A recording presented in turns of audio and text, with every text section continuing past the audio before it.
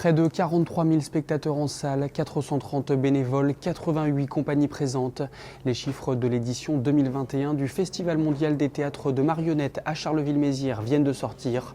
Notre journaliste Benjamin Vernet a pu en parler avec le directeur Pierre-Yves Charlois. Bonjour Pierre-Yves Charlois, merci de prendre quelques minutes pour cet entretien. Alors, on comptabilise un peu plus de 43 000 billets vendus pour l'édition 2021 du festival. Au vu du contexte sanitaire, évidemment, est-ce que je peux vous demander si c'est une bonne fréquentation, selon vous, pour cette édition ? Oui, c'est une très bonne fréquentation. Ça représente presque 75% de la jauge qui était mise à la vente. Et surtout, ça représente la deuxième plus grande performance en France après le Festival d'Avignon. Et ça, je pense que c'est une très bonne performance. En termes de fréquentation, il faut aussi ajouter les spectateurs qui sont venus assister à des représentations dans les espaces publics. Alors là-dessus, quel chiffre on a sur ce nombre de spectateurs ? On estime aujourd'hui à 120 000 spectateurs les gens qui ont arpenté les rues de Charleville-Mézières pendant le festival, soit presque 12 000 personnes par jour. C'est une fréquentation qui est peut-être légèrement en dessous des éditions précédentes, évidemment, là encore, du fait du contexte sanitaire.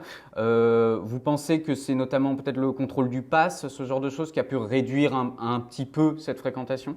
Je pense surtout que c'est la crise sanitaire qui nous a privés de notre public étranger. C'est surtout ça qu'on observe. C'est-à-dire que oui, on fait moins 15 points par rapport à 2019. C'est-à-dire qu'en absolu, on est bien. Après, effectivement, sur la typologie même du festivalier, on observe une majorité de festivaliers français, puisqu'on est à 90% de festivaliers français, donc 40% de festivaliers ardennais.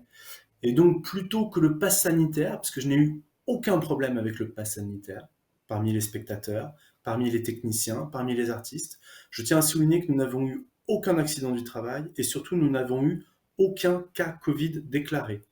C'est important de le souligner parce que s'il y avait eu un cluster à Charleville-Mézières à cause du festival, on l'aurait dit. En revanche, on ne dit pas que alors que nous avons accueilli 120 000 spectateurs, donc presque 45 000 en salle, il n'y a eu aucun cas Covid. Bon, ce sera dit dans cette émission du coup. Avant le festival, à l'ouverture du festival, vous aviez dit notamment que vous aviez fait le choix de recentrer la programmation sur une programmation plutôt européenne, là encore du fait du contexte sanitaire.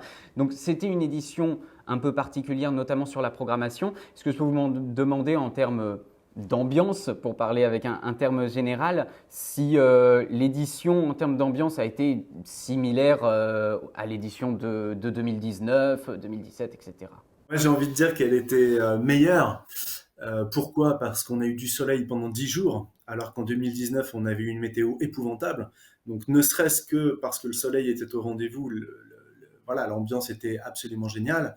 Le fait qu'on sorte de 18 mois de confinement et de privation fait que tout le monde a été au rendez-vous et tout le monde avait envie de se retrouver, de faire la fête et c'était absolument incroyable. Oui, j'ai fait le choix de recentrer la programmation sur une programmation européenne parce que je savais qu'avec la crise sanitaire, il serait difficile pour les artistes du monde entier de venir nous rejoindre. Pour autant, on a eu des Iraniens, on a eu des Russes, on a eu des Indiens, on a eu des Israéliens, on a eu des Chiliens. Enfin, je veux dire, ces gens-là étaient là. Oui, on a moins entendu parler.